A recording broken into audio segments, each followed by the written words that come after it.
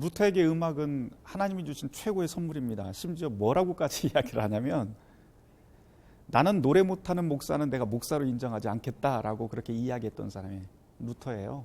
그리고 왜냐하면 이 음악이라고 하는 것 자체가 루터가 볼 적에 음악이 이루어지기 위해서는 조화와 질서라고 하는 화음과 박자 또 음성 이런 게 모든 게 조화롭게 그리고 질서 가운데서 움직여야 되는데 하나님이 창조하신 이 세계의 가장 기본적인 질서가 조화와 질서예요.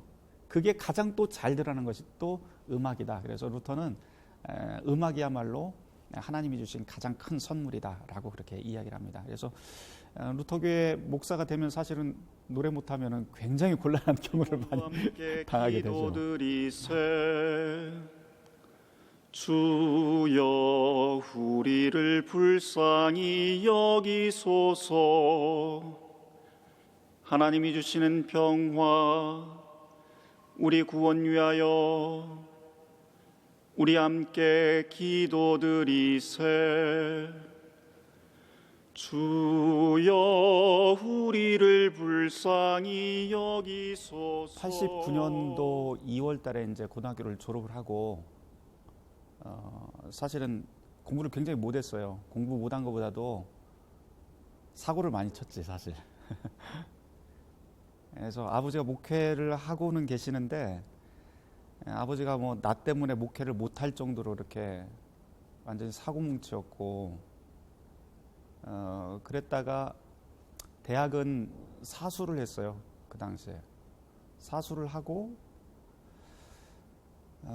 대학에 들어가기는 했는데 사실은 그 대학에 들어간 게 이제 루터 대학교를 들어갔는데 뭐 신학을 하겠다 이런 것은 아니었고 사실 가자마자 그냥 바로 군대를 가야 돼서 그 다음에 그때가 8월 달이었는데 8월에 제대하자마자 할 수 있는 것이 이제 다시 복학하는 거. 신학교에 처음으로 복학을 해서 2학기에 복학을 해서 1학년 2학기죠. 1학년 2학기에 복학을 했는데 할 수 있는 게 아무것도 없더라고. 정말로 처음으로 진짜 난생 처음으로 제가 기도라고 하는 걸 해봤어요. 그때부터 이제 할 수 있는 게 신학이었기 때문에 공부를 시작을 했죠. 근데 재밌더라고요. 그게 내 이야기를 해주는 것 같고 그렇게 해서 이제 신학을 시작을 했고 또 대학원까지 졸업을 한신대학교 대학원에서 졸업을 할 적에 거기까지는 잘 갔는데 문제가 이제 거기서 덜컥 겁이 난 거예요.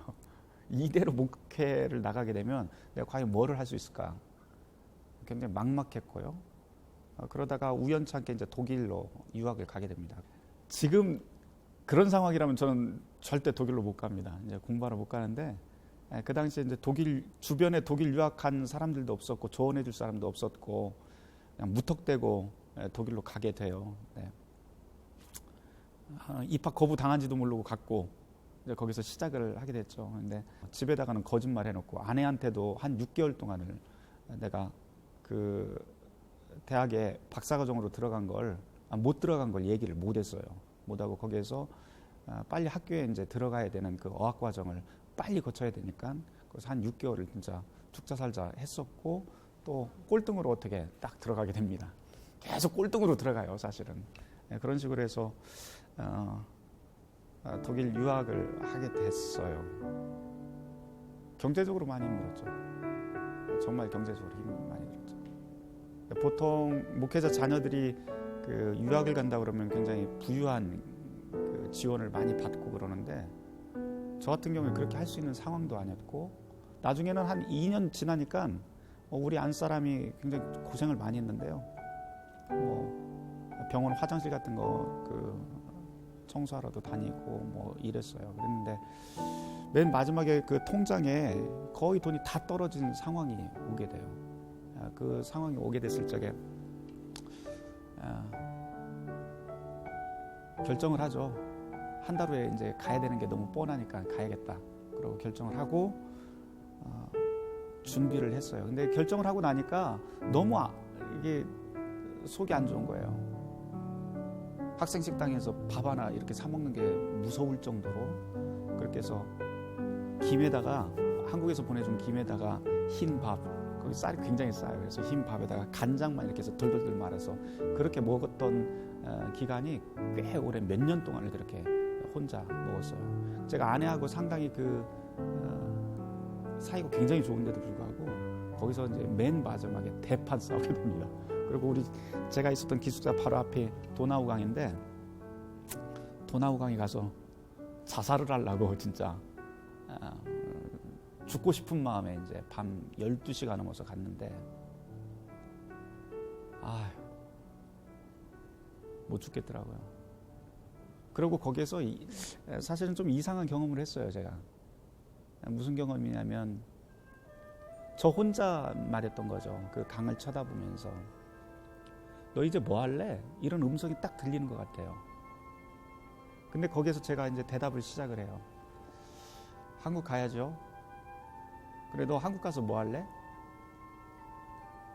뭐 목사 고시까지 다 패스했으니까 가서 이제 목사만 하면 되죠. 그러니까 피식 웃는 소리가 들리는 것 같아요. 그래 너 어떤 목사 되고 싶은데?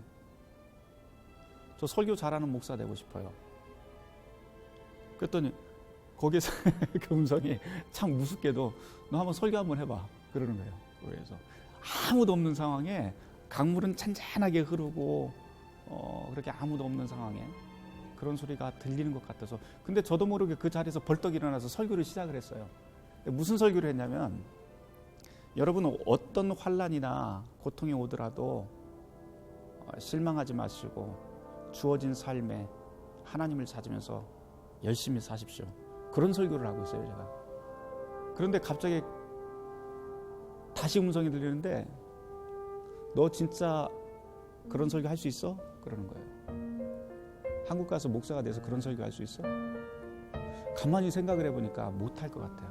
왜냐하면 나는 어떤 그런 시련이 왔을 때 경제적인 아픔이 왔을 적에 내가 죽겠다고 그렇게 나가 있었지 내가 그것을 내가 설교한 대로 딛고 일어서서 하나님이 나의 도움이시다 나의 피난처다 이런 그런 고백을 할 수 있는 설교를 실제로는 못할 것 같다 라고 하는 게 갑자기 가슴에 오더라고요.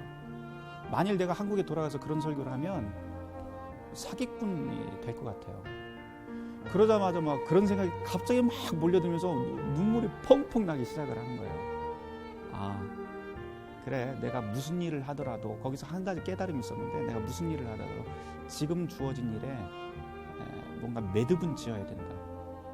그래서 그 자리에서 또 곰곰이 생각을 해보니까 매듭을 지을 수 있었던 것이 딱 하나가 있었는데 그동안 한 2년 동안 공부했던 것을 다 정리를 하는 게 이제 한 달 동안 할 수 있는 일이더라고요. 그래서 다 정리를 해서 그거를 이제 한 2주 정도 정리를 하고 선생님한테 갖다 드렸어요. 근데 이제 나중에 그 논문이 한 40페이지로 정리했던 그 논문이 독일에 있는 학술재단에 선정이 돼서 그게 제가 박사학위 끝날 때까지 장학금을 받게 되는 계기가 됩니다.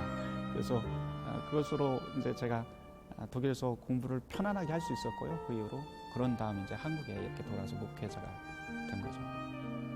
그게 시편 46편을 그 바탕으로 한 찬송인데요. 내주는 강한 성이에요. 그게 시편 46편 1절에 보면은 하나님은 우리의 피난처시요 힘이 되시고 환난 날에 우리의 큰 도움 되십니다라고 하는 구절이 있는데 그 구절을 바탕으로 해서 쓴 찬송이 바로 루터의 내주는 강한 성이었거든요.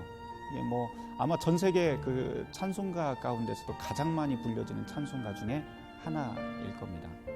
첫 구절 내주는 강한 성이요. 내주는 강한 성이요. 그렇게 첫 구절이 저한테는 가장 큰 힘이 됩니다. 내주는 강한 성이요.